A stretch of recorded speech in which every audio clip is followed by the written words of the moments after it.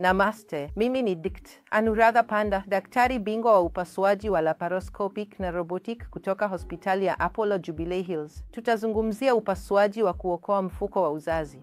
Upasuaji wa kuokoa mfuko wa uzazi ni nini? Ni upasuaji unaofanywa ili mfuko wa uzazi ubaki salama. Bila kuondoa uterasi, tunaweza pia kuponya magonjwa kadhaa. Hiyo ndiyo inaitwa upasuaji wa kuokoa mfuko wa uzazi. Sasa hivi, kuondoa mfuko wa uzazi kwa sababu ndogo tu au kufanya hysterectomy si jambo la kawaida tena.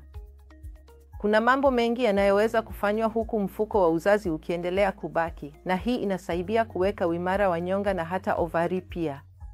Tunapofanya hysterectomy, hedhi ya mwisho, menopause, inaweza pia kuja mapema kidogo. Inaweza kuwa wastani wa miaka 5 mapema zaidi pale hysterectomy inapofanyika. Tunaondoa mfuko wa uzazi na usambazaji wa damu kutoka upande mmoja unakatwa. Hebu tujadili baadhi ya hali, kama vile kutokwa na damu isiyo ya kawaida. Wanawake wanaweza kupata damu isiyo ya kawaida kutokana na uvimbe wa polyps au fibroids, sawa? Kama fibroid inatokeza ndani ya tundu la mfuko wa uzazi, bado tunaweza kufanya hysteroscopy. Hysteroscopy ni kuingiza darubini maalum ndani ya mfuko wa uzazi. Tunaangalia kama una polyp au fibroid, na kwa teknolojia mpya sasa, tunaweza kuondoa polyp hiyo. Kwa kutumia vifaa maalum na vifaa vya nishati, tunaweza kukata polyp au kuondoa fibroid, na baada ya hapo utakuwa bora zaidi. Na kama hakuna kitu ndani, ni suala tu la homoni, basi tunaweza kuweka NIUD, kifaa cha ndani ya mfuko wa uzazi chenye levonorgestrel. Hiyo hutoa homoni kwa kipindi cha miaka 5. Na polepole, ukiwa na kifaa hicho ndani ya mfuko wa uzazi, unaweza usipate hedhi zako. Na hiyo Mirena au NIUD inaweza kufanya kazi hata kwa adenomyosis.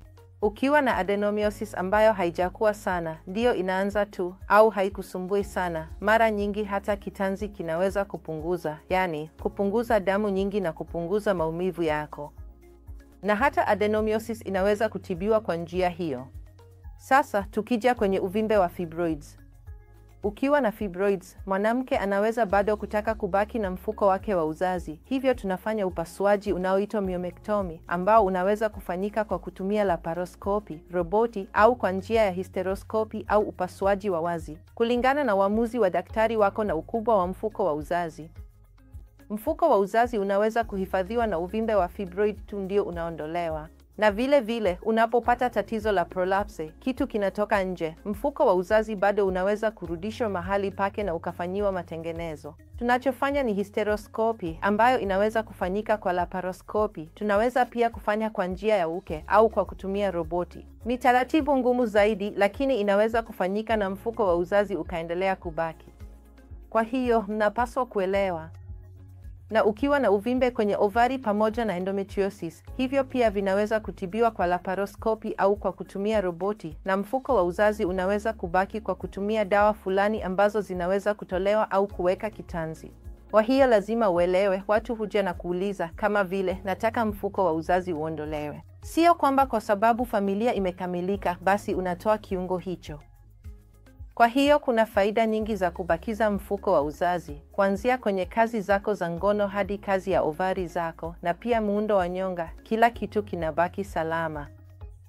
Kwa hiyo mimi nahisi pale tu inapohitajika, ndipo mfuko wa uzazi uondolewe.